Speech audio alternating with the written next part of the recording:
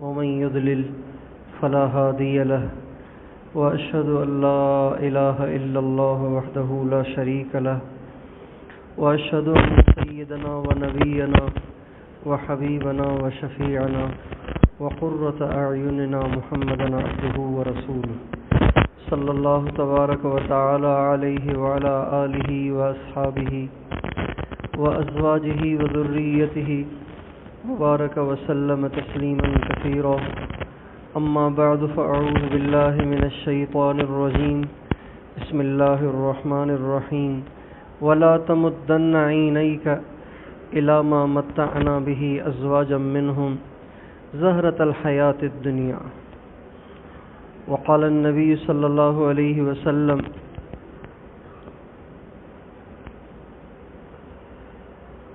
الدنيا دار من لا دار له ومال من لا مال له ولها يجمع من لا عقل له. سبحان ربك رب العزة عما يصفون وسلام على المرسلين والحمد لله رب العالمين.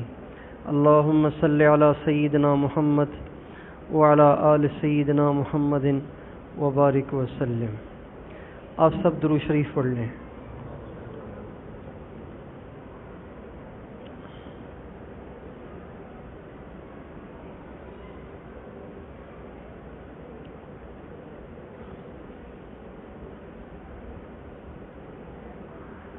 اللہ تعالیٰ نے انسان کو ایک ہی زندگی عطا فرمائی ہے. دنیا میں اللہ تعالیٰ نے ایک ہی دفعہ آنے کا موقع دیا ہے. دنیا میں کوئی بھی دو دفعہ نہیں آتا، ایک ہی دفعہ آتا ہے. اور وہ جو ایک دفعہ آتا ہے اس میں ایک موقع ہے، چاہے تو اس سے دنیا کی جد و جہد کر لے، دنیا کی کوشش کر لے، دنیا کو تلاش کر لے، دنیا کی جستجو کر لے، اور چاہے تو اس موقع کو غنیمت جان کر اللہ کو راضی کر لے، اللہ کے نبی کو راضی کر لے، اور اپنی ہمیشہ والی آخرت کی زندگی کو سنوار لے. اللہ تعالیٰ نے انسان کو یہ دونوں صلاحیتیں عطا فرمائی ہیں. اللہ تعالیٰ فرماتے ہیں أَلَمْ نَجْعَلْ لَهُ عَيْنَيْنِ وَلِسَانًا وَشَفَتَيْنِ وَهَدَيْنَاهُ النَّجْدَيْنِ. ہم نے انسان کو دونوں راستے بتا دیے ہیں. چاہو تو دنیا کماتے کماتے کماتے مر جاؤ، اس کے بھی اسباب میسر ہیں، اور چاہو تو اللہ کو راضی کر لو. اللہ کو راضی کرتے ہوئے دنیا ملے اسے برکت سمجھ کر لے لو. اللہ کو راضی کرتے ہوئے اگر دنیا جاتی ہے تو اسے جانے دو، اللہ کو ناراض نہ کرو. ایک یہ زندگی گزارنے کا طریقہ ہے. جو لوگ دنیا کے بارے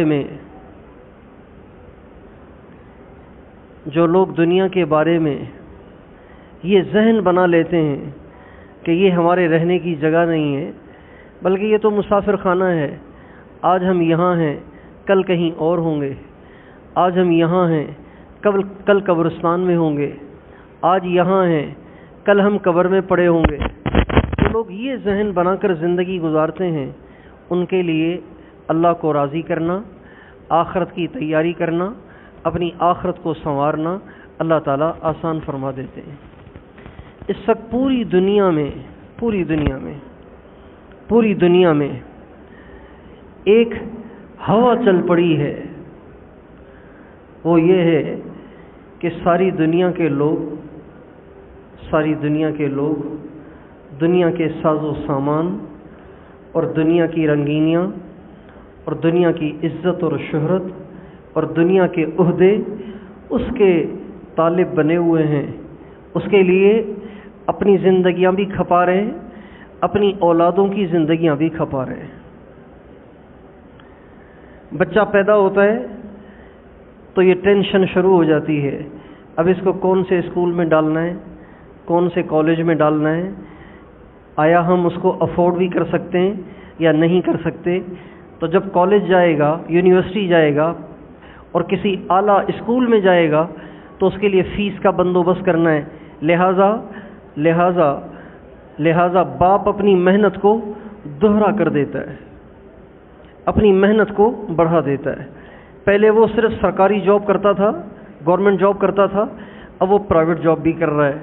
پہلے وہ دوپہر کو فارغ ہو جاتا تھا، اب رات تک چل سو چل سارا دن محنت کرتا ہے، مزدوری کرتا ہے، صرف اس لیے کہ بچوں کو بڑے اسکول میں پڑھانا ہے۔ اچھا جی، بڑے اسکول میں پڑھ کے کیا کرے گا؟ کہ جی بڑے اسکول میں پڑھے گا تو بڑی نوکری کرے گا، بڑی نوکری کرے گا تو زیادہ تنخواہ لائے گا، زیادہ پیسہ کمائے گا، جب زیادہ پیسہ کمائے گا تو اچھی زندگی گزارے گا، مزے کرے گا۔ یہ ساری دنیا میں ایک ذہن بن چکا ہے۔ انگریز اس مشن کا علم بردار رہا، ہمیشہ انگریز نے اس مشن کو آگے بڑھایا اور لوگوں کی ذہن سازی کی۔ پھر جب میڈیا آیا تو انگریز کو گھر بیٹھے جو چاہتا تھا وہ اس کو دکھایا گیا اور وہ ہونے لگ گیا۔ میڈیا نے عمومی طور پہ لوگوں کا یہ ذہن بنا دیا کہ آخرت کس نے دیکھی ہے، جہنم کس نے دیکھی ہے، جنت کس نے دیکھی ہے، بس یہی دنیا کے 4 دن ہیں، یہی مزے کر لو، یہی عیاشیاں کر لو اور یہی خوبصورت زندگی گزار لو، اور مرنے کے بعد یہ تو بس مولویوں کی زبان سے ہی سنائیں، اب تک کوئی مرنے کے بعد دنیا سے وہاں سے آ کے کسی نے بتایا تو ہے نہیں کہ وہاں یہ ہوتا ہے اور وہ ہوتا ہے۔ یہ عمومی طور پر ذہن بن گیا ہے۔ اللہ بھلا کرے ان مدرسوں میں بیٹھے ہوئے علماء کرام کا اور قرائے اعظام کا اور حفاظ کرام کا، اور اللہ بھلا کرے آج کل کے ان بچوں کے ماں باپ کا، جنہوں نے ساری دنیا کی باتوں کو سنی انسنی کر کے اسی ڈگر پہ اپنے آپ کو جمائے رکھا، اسی طرح آخرت کی تیاری کے لیے اپنی آستینوں کو چڑھائے رکھا، اور دن رات ایک کر کے وہ قرآن اور حدیث کے علوم کی نشر و اشاعت میں لگے ہوئے ہیں، اس کو پھیلانے میں لگے ہوئے ہیں، اور لوگوں کو دین سے اور اللہ سے آشنا کرنے میں لگے ہوئے ہیں۔ یہ آج کے علماء کرام کی بھی قربانی ہے، اہل مدارس کی قربانی ہے، اور آج کل کے ان طلباء اور طلباء کے ماں باپ کی قربانی ہے کہ جنہوں نے ایک بہتے ہوئے دھارے میں سے اپنے بچوں کو نکال کے ان مدرسوں میں ڈالا ہے۔ بہتے ہوئے دھارے میں سے نکلنا آسان نہیں ہوتا، بڑا مشکل ہوتا ہے۔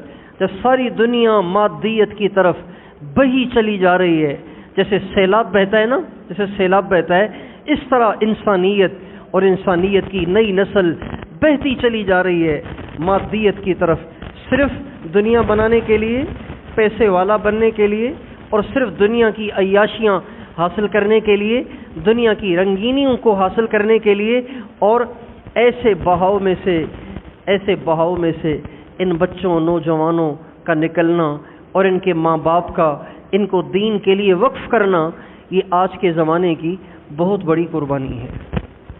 سرکار دو عالم صلی اللہ علیہ وسلم کا ارشاد ہے، میری امت پہ ایک دور ایسا آئے گا، سیاتی علی الناس زمان، میری امت پہ ایک زمانہ آئے گا، لا یبقى من الاسلام الا اسمہ ولا یبقى من القرآن الا رسمہ۔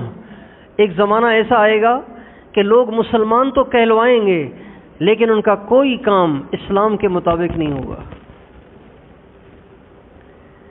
اور قرآن ان کی الماریوں میں رکھا رہے گا، ان کی زندگیاں قرآن سے خالی ہوں گی۔ اور ہمارے نبی کا ارشاد ہے، میری امت پہ ایک زمانہ ایسا آنے والا ہے کہ قرآن کے سنت پہ چلنا اتنا مشکل ہو جائے گا جیسے مٹھی میں انگارے کو پکڑنا مشکل ہوتا ہے۔ جس طرح انگارے کو مٹھی میں پکڑنا مشکل ہے، ایسے ہی دین پہ چلنا اور سنت کو اپنانا مشکل ہو جائے گا۔ پھر آپ علیہ السلام نے فرمایا، اس زمانے میں جو میری سنت کو مضبوطی سے پکڑیں گے اللہ تعالیٰ ان کو 50 کا اجر عطا فرمائیں گے۔ حضرات صحابہ نے پوچھا، یا رسول اللہ 50 ان کے یا 50 ہمارے؟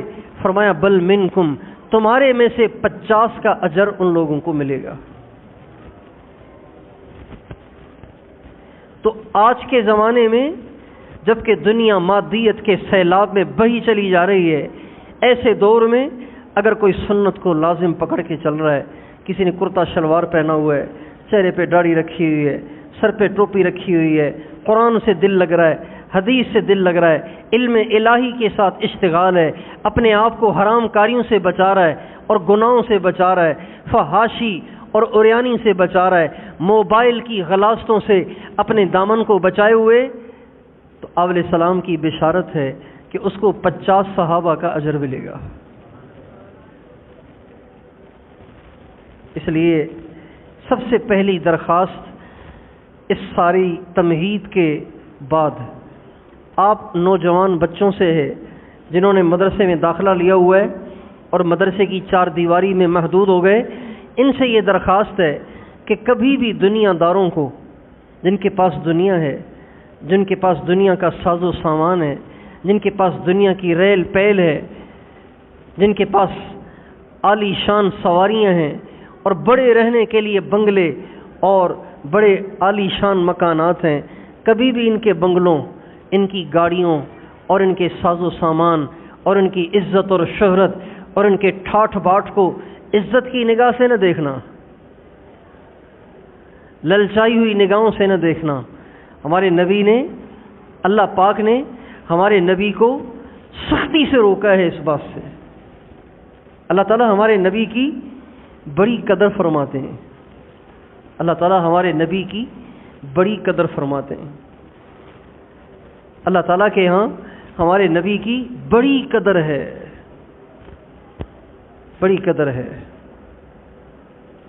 ایک دفعہ آپ علیہ السلام نے صحابہ کو کھانے کی دعوت دی، صحابہ آئے اور کھانا کھایا، کھانا کھا کر دسترخوان پہ بیٹھ کے آپس میں بات چیت شروع ہو گئی، گپ شپ شروع ہو گئی، بات چیت شروع ہو گئی۔ اب آپ علیہ السلام انتظار میں بیٹھے ہوئے ہیں کہ یہ فارغ ہوں گے تو دسترخوان اٹھے گا، ان کو روانہ کریں گے اور گھر کا نظام چلے گا، لیکن صحابہ بیٹھے رہے۔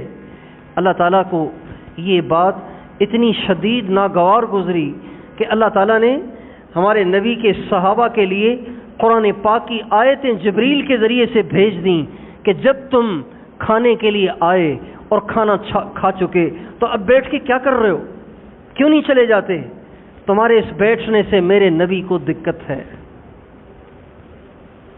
اللہ پاک کے ہاں ہمارے نبی کی اتنی قدر ہے۔ ایک دفعہ بدو آئے، بدو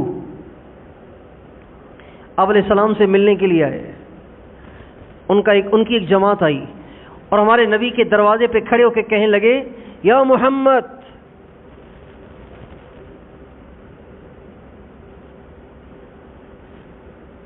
اللہ تعالیٰ نے قرآن پاک کی آیتیں اتار دی، میرے نبی کو ایسے مت پکارو جیسے ایک دوسرے کو پکارتے ہو، میرے نبی کو پکارو تو عزت سے پکارو، یا رسول اللہ کہو۔ پھر فرمایا، وَلَوْ أَنَّهُمْ صَبَرُوا حَتَّى تَخْرُجَ إِلَيْهِمْ لَكَانَ خَيْرًا لَهُمْ، تمہیں چاہیے یہ تھا کہ تم دروازے پہ کھڑے رہتے، طالب کی طرح سے، خواہش مند کی طرح سے، محتاج کی طرح سے، بھیکاری کی طرح سے تم کھڑے رہتے، آپ علیہ السلام باہر نکلتے تو تم مل لیتے۔ تم نے میرے نبی کے دروازے پہ کھڑے ہو کر میرے نبی کو بلا کر میرے نبی کو آنے کی زحمت کیوں دی؟ اللہ سے یہ بھی برداشت نہیں ہوگا۔ اللہ تعالیٰ کو ہمارے نبی کا اتنا لحاظ ہے۔ لیکن اس آیت میں جو بھی میں پڑھنے لگا ہوں، اس آیت میں اللہ تعالیٰ کا لہجہ، اللہ تعالیٰ کے لہجے میں ذرا شدت ہے، جبکہ یہ لہجہ اپنے حبیب سے ہے۔ اس کا مطلب یہ ہے کہ اللہ تعالیٰ کو یہ بات بالکل گوارا نہیں ہے کہ جس کو اللہ نے قرآن کی دولت دی ہو، جس کو اللہ نے اسلام کی دولت دی ہو، جس کو اللہ نے ایمان کی دولت دی ہو، وہ پھر دنیا کے ساز و سامان اور دنیا کی رنگینیوں اور دنیا کی چمک دمک کی طرف نظر اٹھا کے دیکھے۔ اللہ پاک کو یہ بات 1 منٹ کے لیے گوارا نہیں ہے۔ اس لیے اللہ تعالیٰ نے ہمارے نبی کو یہ نصیحت کرتے ہوئے لہجے میں شدت اختیار فرمائی۔ چنانچہ اللہ فرماتے ہیں، لا تمدن عینیک إلى ما متعنا به أزواجا منهم زهرة الحياة الدنيا لنفتنهم فيه ورزق ربك خير وأبقى. اے میرے نبی ہرگز ان کفار کے ساز و سامان اور دنیا داروں کی رنگینیوں اور دنیا داروں کے مادی سامان کی طرف نظر اٹھا کے نہ دیکھنا. یہ تو ہم نے ان کے لیے آزمائش بنائی ہے، یہ تو ان کے لیے امتحان ہے، یہ تو ان کے لیے پھنسانے کا ایک ذریعہ ہے. جیسے چوہے کو چوری دیتے ہیں نا کوڑک میں پھنسانے کے لیے، تو چوہے کو چوری اس لیے تھوڑی دیتے ہیں کہ اس سے بہت پیار ہے، بڑا اچھا ہے، بہت پیارا ہے، ننا منا سا ہے، پتلی پتلی اس کی دم ہے، اس لیے بہت اچھا لگ رہا ہے، لہٰذا اس کو چوری کھلا رہے ہیں.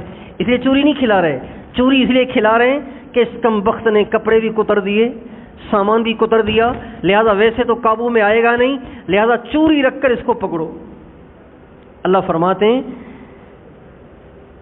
یہ جو ہم نے ان کو ساز و سامان دے رکھا ہے نا، ان کے پاس عالی شان ہتھیار ہیں، ان کے پاس مادی اسباب ہیں، ان کے پاس ایسے ایسے راکٹ ہیں، ایسے ایسے جہاز ہیں کہ تم سوچ بھی نہیں سکتے.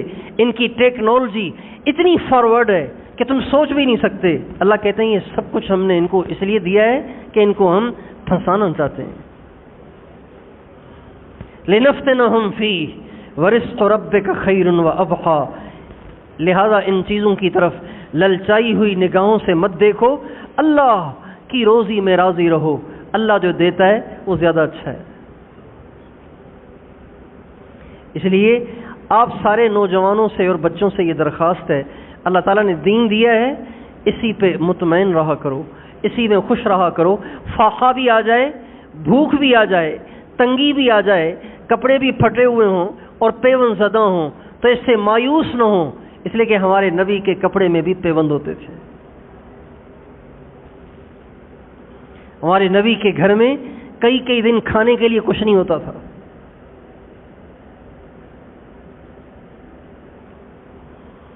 ہمارے نبی کے گھر میں چراغ جلانے کے لیے تیل نہیں ہوتا تھا،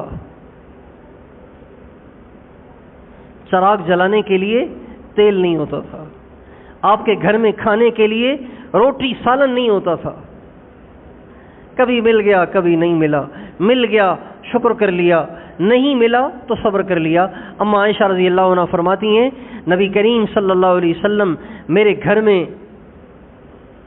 کبھی بھی 2 دن مسلسل آپ نے جو کی روٹی سے پیٹ بھر کے کھانا نہیں کھایا. 2 دن مسلسل آپ کو جو کی روٹی بھی اتنی دستیاب نہ ہو سکی جس سے آپ پیٹ بھر لیتے. ایسی تنگی کا زمانہ، ایسی تنگی کی حالت. لہذا مہنگائی بڑھ رہی ہے، مدارس کے حالات کشیدہ ہو رہے ہیں. اب یہ ہو سکتا ہے کہ جن مدارس میں گوشت پکتا تھا اب ان میں گوشت پکنا بند ہو جائے، یہ ہو سکتا ہے. جہاں سبزیاں پکتی تھیں وہاں مسلسل دال ہی چلے اور وہ دال بھی پتلی پتلی چلے، یہ ممکن ہے، یہ ہو سکتا ہے. لیکن ہم دال دیکھ کر منہ نہیں چڑھائیں گے بلکہ اس کو بھی اللہ کی نعمت سمجھ کے کھائیں گے، اس لیے کہ ہمارے نبی کو تو دال بھی نہیں ملتی تھی.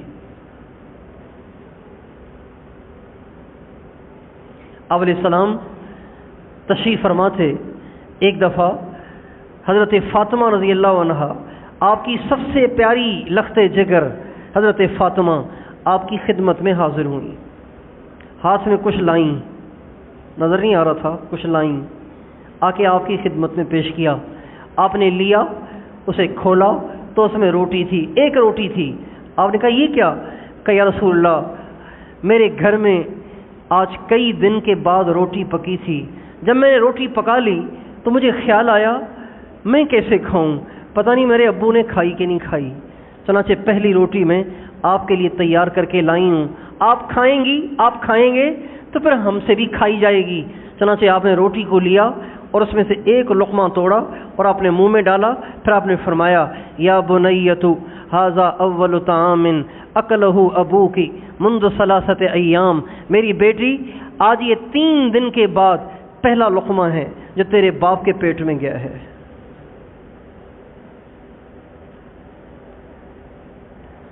اس لیے بہت سے لوگ ایسے ہیں جو سمجھتے ہیں کہ بچوں کو ادھر ادھر پڑھا کر ہم اپنے بچوں کا دین خراب کریں گے، ان کو دین سے دور کریں گے، لیکن یہ سمجھنے کے بعد بھی وہ اپنے بچوں کو علوم دینیہ سے دور رکھتے ہیں، صرف اس لیے کہ کھائے گا کہاں سے۔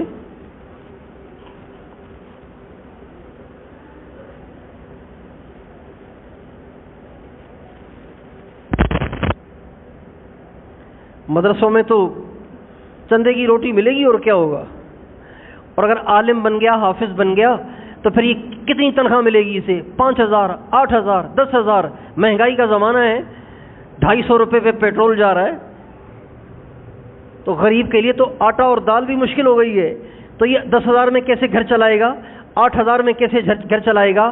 یہ سوچ سوچ کر بہت سے لوگ جو سمجھتے ہیں کہ بچوں کو دین سے جوڑنا ضروری ہے، پھر بھی وہ اپنے بچوں کو دین سے دور رکھ رہے ہیں۔ میرے دوستو، ان سب کے لیے ہمارے نبی کے یہ واقعات لمحے فکریہ ہیں، دعوت فکر ہیں۔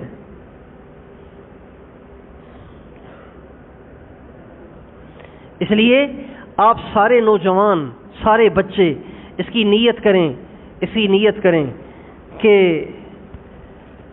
اللہ جس حال میں رکھے ہم دین سے جڑے رہیں گے، اللہ جس حال میں رکھے دین سے چپکے رہیں گے، علم دین سے چپکے رہیں گے۔ ہم نہیں جائیں گے مادی ماحول میں کہ کہیں ہمارے ایمان ہی کے لالے پڑ جائیں۔ باطل نے ایسا فحاشی کا جال بچھا دیا ہے کہ نوجوان کو پھنسانا مشکل نہیں رہا۔ ایسا جال بچھایا ہے لڑکیوں کا، ایسا جال بچھایا ہے عریانی کا، ایسا جال بچھایا ہے فحاشی کا کہ نوجوان کو پھنسانا مشکل ہی نہیں رہا۔ 4 مہینے لگا کر ایک نوجوان آتا ہے اور چند دن بھی وہ نہیں رہ پاتا، اور وہ پھسل جاتا ہے، اور وہ بھٹک جاتا ہے، اور وہ بے دینی کے بہاؤ میں بہہ جاتا ہے، اور اس کے سارے جذبات ٹھنڈے پڑ جاتے ہیں۔ شروع میں نماز میں سستی کرنے لگتا ہے، آہستہ آہستہ ٹوپی اتر جاتی ہے، آہستہ آہستہ داڑھی چھوٹی ہوتے ہوتے بالکل ہی صاف ہو جاتی ہے۔ ایسا باطل نے باہر جال بچھایا ہے۔ اس لیے اس 4 دیواری کو غنیمت سمجھو۔ یہ 4 دیواری آپ کے لیے ایسے ہے جیسے اصحاب کہف کے لیے غار تھی۔ اذ اول فتیۃ الی الکہف فقالوا ربنا آتنا من لدنک رحمہ وہیئ لنا من امرنا رشدا۔ جیسے انہوں نے جا کے پناہ پکڑی تھی نا اپنے ایمان کو بچانے کے لیے، بس یہ آج کے زمانے کی کہف ہے، یہ مدارس، یہ مساجد، اور یہ تبلیغ کا کام، اور یہ اہل اللہ کی خانقاہیں، یہ آج کے زمانے کی یہ آج کے زمانے کی کہف ہیں۔ یہاں ایمان کو بچایا جاتا ہے۔ اس لیے آپ سارے نوجوان اس کی نیت کریں کہ ایک دو ہم دنیا داروں کی دنیا کو کبھی للچائی ہوئی نگاہوں سے نہیں دیکھیں گے، اور دوسرا یہ کہ چاہے کسی حال میں رہنا پڑے اللہ سے مانگیں گے عافیت، اللہ سے مانگیں گے سہولت، لیکن اللہ جس حال میں بھی رکھے اس ماحول سے ہم جدا نہیں ہوں گے۔ تیار ہیں انشاءاللہ؟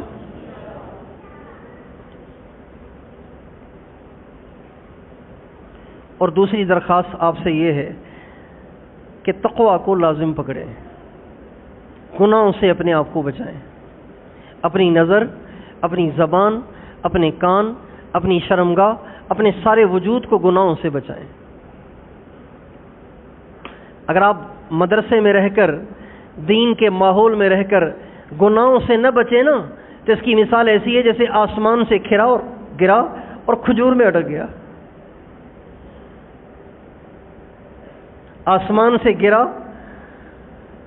تو سیدھا چلا جاتا، مگر کھجور میں اٹک گیا بیچارہ۔ ساری دنیا کو چھوڑا علم الہی کے لیے، اور علم الہی کے نور کی قربانی دے دی آنکھوں کی عیاشی کے لیے۔ دوستیوں کے لیے، یاریوں کے لیے، وقتی لذتوں کے لیے اللہ کے علم کی قربانی دے دی، علم الہی کے نور کی اللہ کی قربانی دے دی، آخرت کی قربانی دے دی، تنہائی کی لذتوں کے لیے، نفس کی خواہشات کے لیے، تو یہ بہت گھاٹے کا سودا ہوگا، بہت گھاٹے کا سودا ہوگا۔ اور یہ تو ایسے ہو گیا جیسے نہ ادھر کے رہے نہ ادھر کے رہے، نہ خدا ہی ملا نہ وصال صنم۔ خسر الدنیا والآخرہ، دنیا تو گئی ہی تھی، آخرت بھی چلی گئی۔ تو اس لیے تقوی کا التزام کریں، تقوی کو لازم پکڑیں، گناہوں سے بچیں، اور گناہوں سے بچیں گے جب اہل اللہ کے ساتھ اپنے روابط کو بڑھائیں گے۔ اہل اللہ سے تعلق ہوگا تو گناہوں سے بچنا آسان ہو جاتا ہے۔ اور یہ جو ہمارے باہر آس پاس کے ساتھی آئے ہوئے ہیں، ان سے درخواست یہ ہے کہ بھائیو، فتنوں کا زمانہ ہے، فتنوں کا زمانہ ہے۔ ایسے زمانے میں اپنی اولاد کو دین پہ باقی رکھنا، ایمان پہ باقی رکھنا، اپنی اولاد کو اللہ اور اس کے نبی سے جوڑنا ایک بہت بڑا مشکل کام ہو گیا ہے۔ اگر آپ دین سے آنکھیں بند کر لیں، دین سے آنکھیں بند کر لیں تو پھر کوئی ٹینشن نہیں ہے، لیکن اگر دین سے آنکھیں بند نہ کریں، آخرت سے آنکھیں بند نہ کریں، اللہ اور اس کے نبی سے آنکھیں بند نہ کریں، تو آج کے زمانے میں اولاد کا ہونا اور اولاد کا دین پہ باقی رہنا اور اولاد کی زندگیوں میں نیکی کا ہونا، یہ ایک بہت بڑی ٹینشن ہے۔ اس لیے کہ بچہ جا رہا ہے، پتہ ہی نہیں کس راستے میں کس سے ملا، کس کے پاس بیٹھا، کس کا اس پہ اثر ہے، کیا اندر میں سوچتا ہے، کچھ پتہ نہیں چلتا۔ اس لیے سب سے زیادہ محفوظ راستہ، سب سے زیادہ محفوظ راستہ وہ اپنے بچوں کو علم دین کے ساتھ جوڑنا ہے۔ یہ سب سے محفوظ راستہ ہے۔ ڈاکٹر بنانا، انجینئر بنانا اور سائنس سکھانا اور ان کو یونیورسٹیوں میں بھیجنا، کالجز میں بھیجنا ناجائز نہیں ہے، ناجائز نہیں ہے، لیکن ہر ایک کے بس کا روگ نہیں ہے وہاں جا کر اپنے ایمان کو بچانا۔ بہتے ہوئے دریا میں مخالف سمت میں چلنا ہر ایک کے بس کی بات نہیں ہوتی۔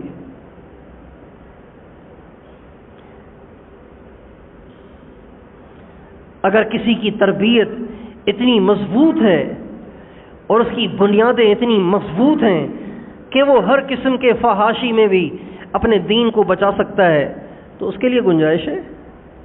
اور اگر کسی کو اتنی ہمت نہیں ہے تو پھر دین کو داؤ پہ لگا کر دنیا پڑھنا اور دین کو داؤ پہ لگا کے دنیا کو کمانا، یہ حماقت ہے اور کچھ نہیں ہے۔ یہ اپنا خسارہ اور نقصان ہے اور کچھ نہیں ہے۔ اس لیے ان سارے دوستوں سے یہ درخواست ہے، اپنے بچوں کے مستقبل کی فکر کریں، لیکن اس سے مقصود یہ نہیں کہ صرف یہ سوچیں کہ میرا بچہ آگے چل کر کھاتے پیتے گھرانے والا کیسے بن جائے، بلکہ یہ سوچیں کہ میرے بچے کی آخرت کیسے اچھی ہو جائے۔ دنیا بھی اچھی ہو لیکن آخرت زیادہ اچھی ہو، آخرت دنیا سے زیادہ ضروری ہے، وہ ہمیشہ کی ہے، یہ عارضی ہے۔ اللہ تعالیٰ مجھے اور آپ کو توفیق عطا فرمائے تو اپنے بچوں، اپنی نسل، اپنے نوجوانوں کے بارے میں اس کو سوچیں گے انشاءاللہ۔